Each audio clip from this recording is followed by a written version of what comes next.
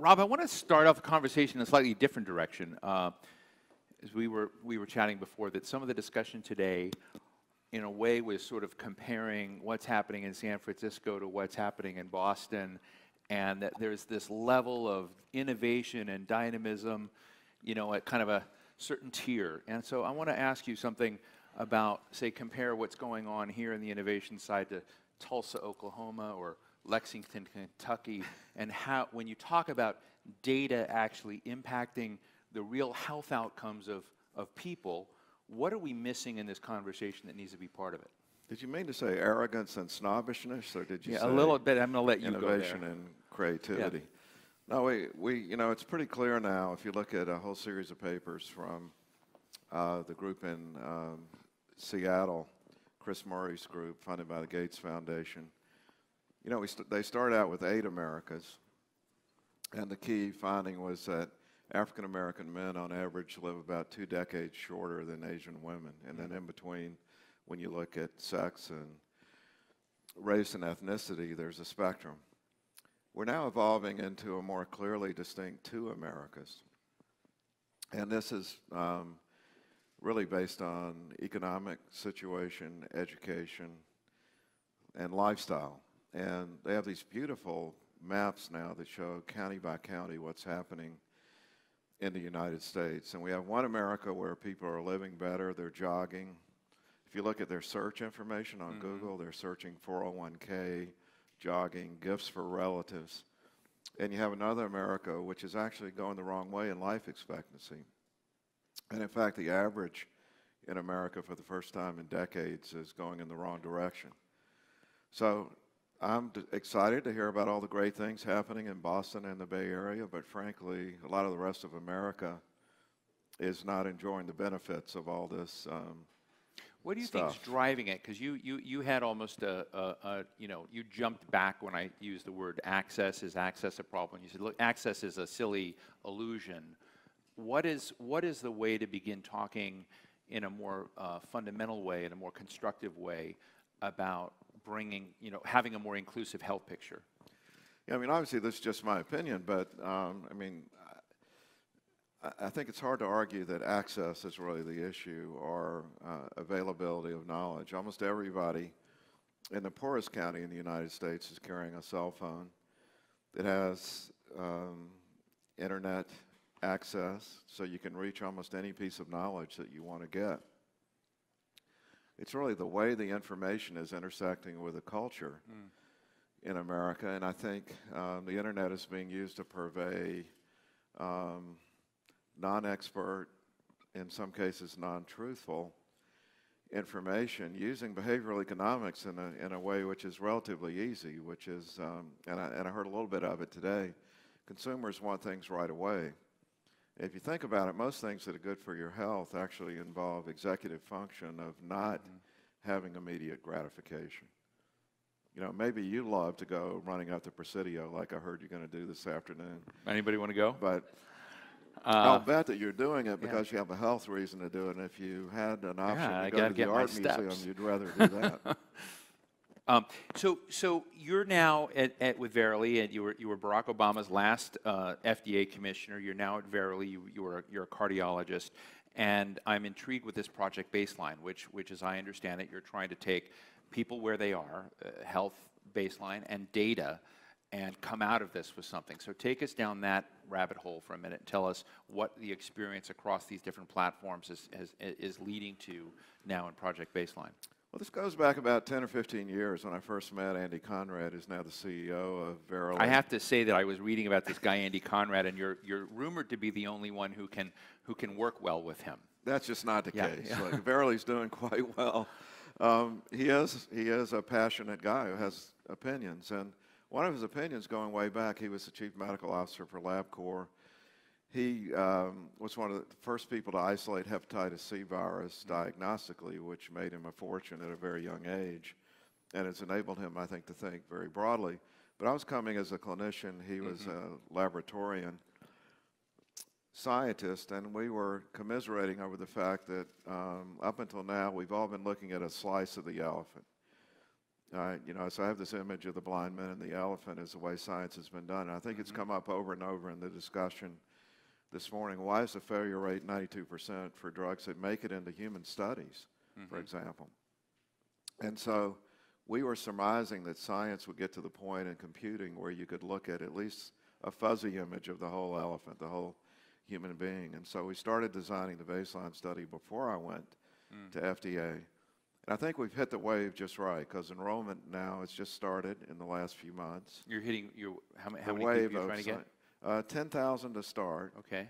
But remember, so 10,000 with very deep, multidimensional information. You know, genetics, genomics, integrative biology. You know, the latest watch that's being developed measures 17 parameters continuously. I'd like to, you know, volunteer Margaret Lowe over here for the study.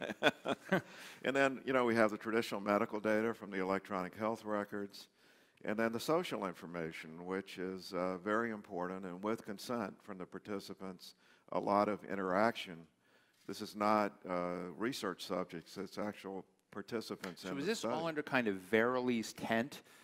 And when you talk about electronic health records, are they all within your world? So you're solving the problems of inconsistency in reporting and what I hear, the subjective bias problems in reporting with other records. Like I hear it just sort of a mess out there when you look at sort of the data side of it. So are you solving that internally, and does that then become some sort of framework that others will eventually be able to mimic? Yeah, so this is a joint effort, Verily, Duke, and Stanford. So right. The way I like to say is I'm triply conflicted, because I'm 50% a Duke official, and I'll have an adjunct appointment at Stanford if I make it through the cut at Stanford, which is, haven't quite gotten that appointment yet, and I'm a Verily employee. I prefer to say we're working on solving the inconsistencies and the issues. But the basic idea is, I think I just heard it in the last discussion. We were standing outside, so I couldn't listen intently. But, you know, the dream is integrating all this information in a way that makes it analyzable, to come up with algorithms that enable people to do what's best for them as individuals, but also for neighborhoods to do what's best for the neighborhood. The best information in the world to an individual is living in a social environment which is not conducive to healthful behavior, may not be very useful. You know, again, Aspen Ideas Festival, they had one of the sponsors that year was Merck, and they had this program called Merck for Mothers, and the executive director of that was making the same point you were making, is that life expectancy was declining, and that you know, if you basically took a black woman in a hospital with no chronic conditions, her life expectancy was still less in some cases than someone else with multiple chronic conditions, and so that there were these other factors. So what is your research beginning to show in terms of some of the determinants of why there are these large disparities, particularly when race and economic status are involved? What are the biggest things you suspect is driving that? Well, I wouldn't take any credit for the findings so far. I mean, it's going to be an intense effort, both at Verily and at Duke, where there's a new data science center. People who used to scorn medical information because it was so messy, like the math department, they're now fascinated, and it's gotten good enough that I think a lot more analyses are going to be done looking at these factors. But Chris Murray's group, I think, has led the way. Many others have looked at it. Public health schools have taught for a century that social determinants of health far outweigh the biological determinants.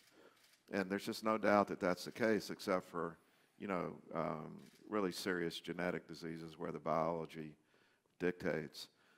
So it's the culture, it's the economics, it's the education that are really the critical proximal determinants of health. You want to ask you, because you were, you know, the nation's leading official in the Food and Drug Administration. We were just talking a moment ago about what an unsafe avocation that is, because nobody likes the FDA, right? Does anybody like the FDA here? Maybe I'm interested in the question. I mean, you are a regulator, and you're out there to sort of secure and protect the public and the public good. But you were just telling me you would get regular death threats, you know, and that this was a challenge. And sort of, I'm interested less in the death threat issue than I am the tension between innovation that's driving a lot of this, and then the role of regulators and how to get that equilibrium right, and how do you communicate that broadly so that people like FDA commissioners more? Well, I was actually, so first of all, let me just say, I think death threats are a way of life for public officials in the United States. And I think if you talk to most public officials, it's just part of the job, and you accept that if you go into this type of work. But, you know, if you look at, and let me just say, I was excited by the discussion this morning because I heard most people saying it sounded like they thought the FDA was pretty much close to the right place. Maybe that was just because people don't want to get the FDA mad at them. I don't know. But I would say there's always this balance. And in fact, if you look at the FDA, the way I like to say it is it's a public health science-based agency that has a regulatory function. And right in the mandate for the FDA, safety is number one, but innovation is the second structural basic goal of the FDA that's right there on the website as a goal. And so this is why, as you look at each situation, the balance of requirements for pre-market definitive evidence versus access changes. If you have a rare disease with no treatment that's 100% lethal, you're going to be willing and should take a lot of risk on a new treatment. In my area, especially cardiovascular disease, if it's atherosclerosis, we got 20 effective treatments. Most of them are generic now. They're just not being used the way they should. And it's appropriate that you should have to prove the safety and effectiveness of your treatment before exposing millions of people to this treatment. So I think by and large, it's been interesting to watch the politics here. I was worried that Scott Gottlieb would be subjective to tweets from the president to do this and that. But you'll notice that the industry actually came and defended, I wouldn't say the status quo, but they defended the basic principle that in medical products you should prove safety and efficacy before exposing people to the risk, because the history is well known. When most products either don't work or have risks that exceed the benefits, you know, over 90% of drugs, as I say, that get into phase 1, it's just so unpredictable that you've got to have a system that empirically demonstrates outcomes. And the industry really came to the defense of that basic principle as the politics played out. You know, one of the things I've liked about today's forum is we've had people from all different sectors. You've had investors and practitioners and folks in small industry, big industry, and different stakeholders, researchers and clinicians. And so I like looking at an ecosystem and asking, okay, what can be tweaked to get all of the stakeholders? One of the things I'm worried about today is the state of science, the state of investment, partnerships with universities, respect for research. Do you worry at all at that, you know, having been a steward of the system? We don't often, maybe it's not polite to talk about here in kind of research land in the West Coast where there's so much innovation going on.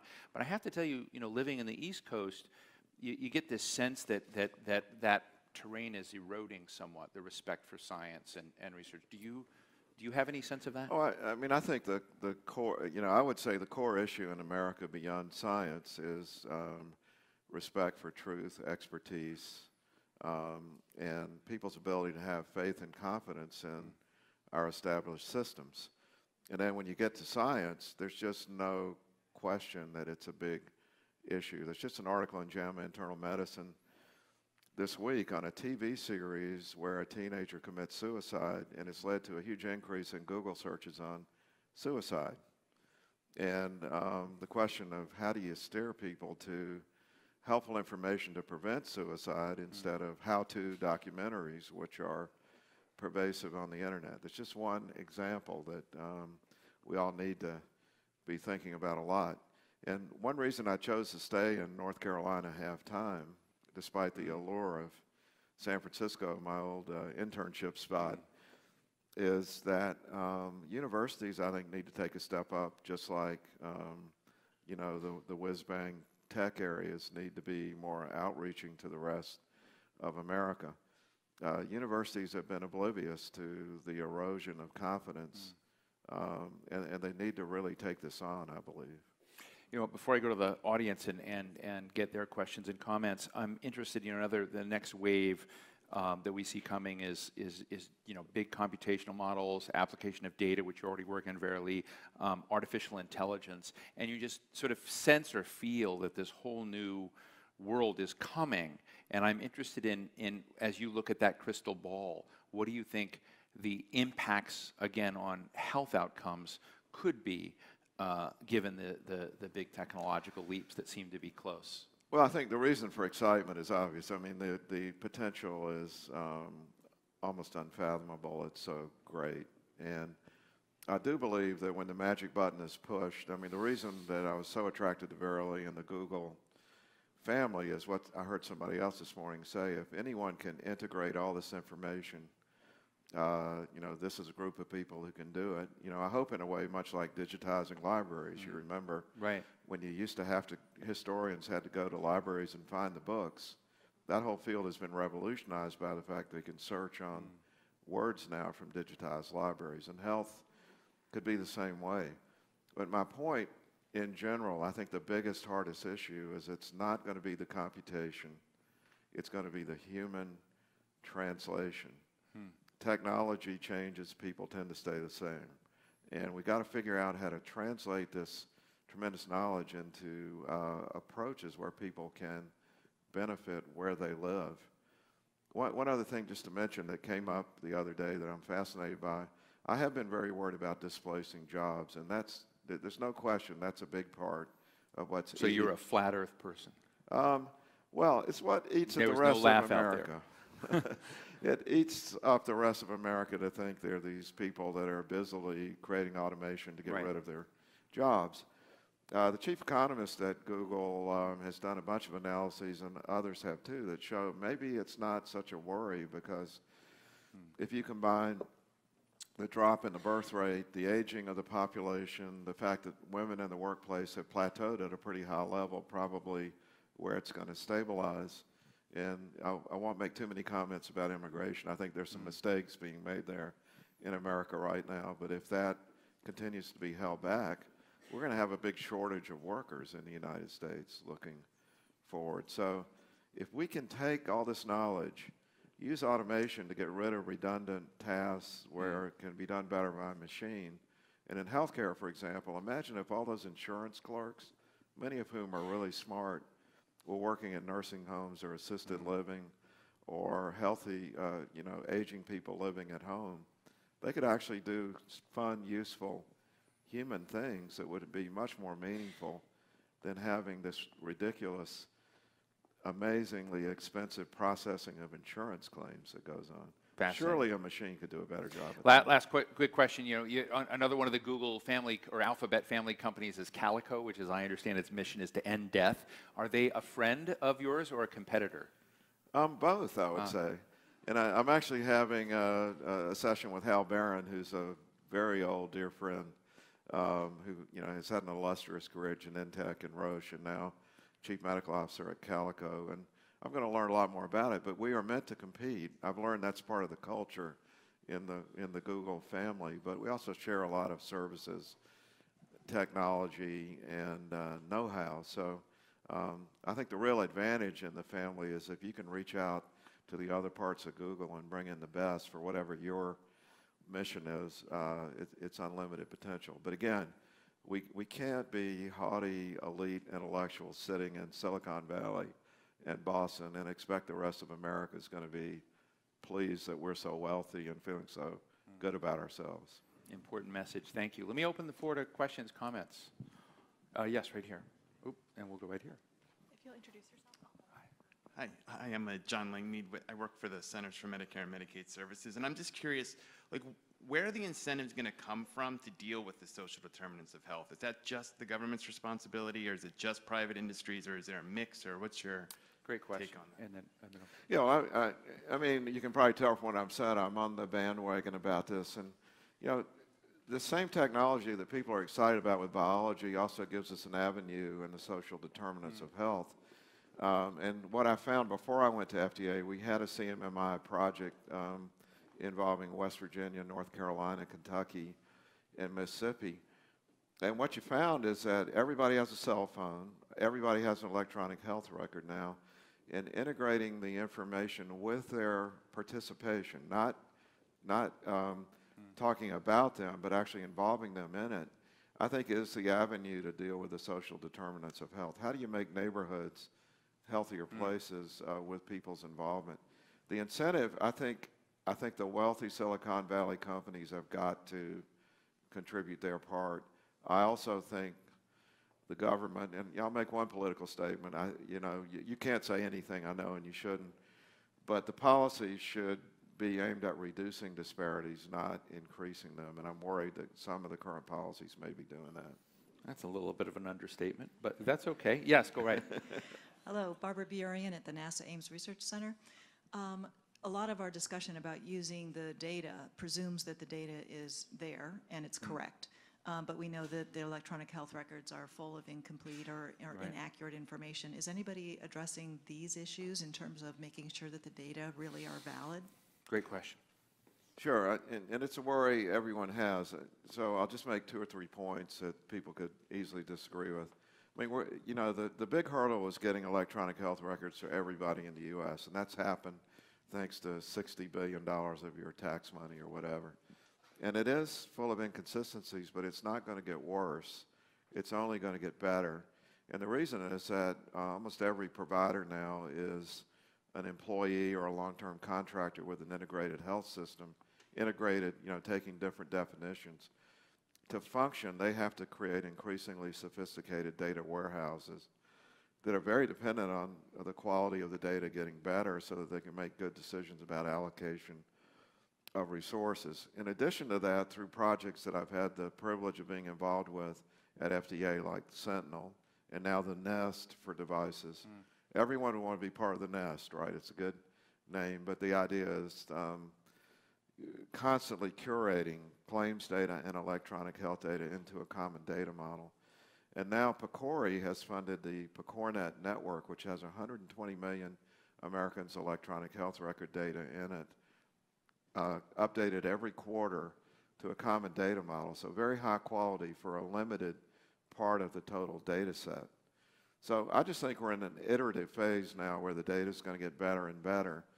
And what we need to do is to develop social systems that allow more sharing so that the pace of this increases. And we could talk a long time about how to do that, but I think it's underway. I don't want to belabor this, but I chaired a forum at Spotlight Health on this issue, and one of the things you would hear from the medical providers and others that are out there is that the sunk costs in the private providers of healthcare systems are so enormous, it's actually hard for them to actually create an innovative. So I agree theoretically that what you just shared is where you'd like to go, but if you're talking to Mount Sinai or large health firms, they already have providers with all sorts of problems built into it. But I know that Aspen, the Health and Society program, is thinking about making a major effort in trying to raise that as an issue. So I just wanted to let you know that resource. One last question. Any other questions, comments? I'll just pick on you. You. No, okay. Well, with that, let me. We have one question over over here. here, Yes, also. I'm sorry. Or comment. I thought you winked at me. You're in the front row. So. James from Helix. Yeah. So much of the data is actually being captured passively through electronic health records, through lab systems, and everyone has frankly, an economic incentive to keep that, partial to yourself and not share it. So I was curious if the model is we're going to integrate all the data into one place and we're going to be able to mine it in interesting ways. How do you build incentives actually for everyone to share? Can you say the last part one more? How do you build incentives for academic institutions to say we're going to submit and share that data, for laboratory companies to say we're going to submit that data as well, where everyone can share the economics? Yeah, so let me just say, I don't think the American model will ever be all the data in one place. And so there are models of federating information that are well developed. Sentinel actually, FDA has access to 200 million Americans' data, and it's done by keeping it with the data providers, curating the data to a common data model, and then asking questions which get answered so people don't surrender their data. But I will say, right now, the number one hoarder of data is the big integrated academic health systems, and we do have to overcome that. And I think it's going to happen because activated patient groups are going to be the key people who make this happen. There's nothing more effective than a mad as hell group of parents with kids whose kids are not being helped because some academic center is hoarding the information. And Joe Biden would be my #1 prototype now. You know, what happened with his son was, you know, he had a brain biopsy at one place, and when he went around to cancer centers, he would ask the question, do you have access to my son's brain biopsy? And they would say, no, that's not the way we do it. So if you look at the cancer moonshot and what's behind it, half of it is more funding for research, but the other half is really pushing not just incentives, but for sharing data, but maybe punishments for not doing it when it's appropriate. I think it's one of the most important things that we can do now. Ladies and gentlemen, Rob Califf.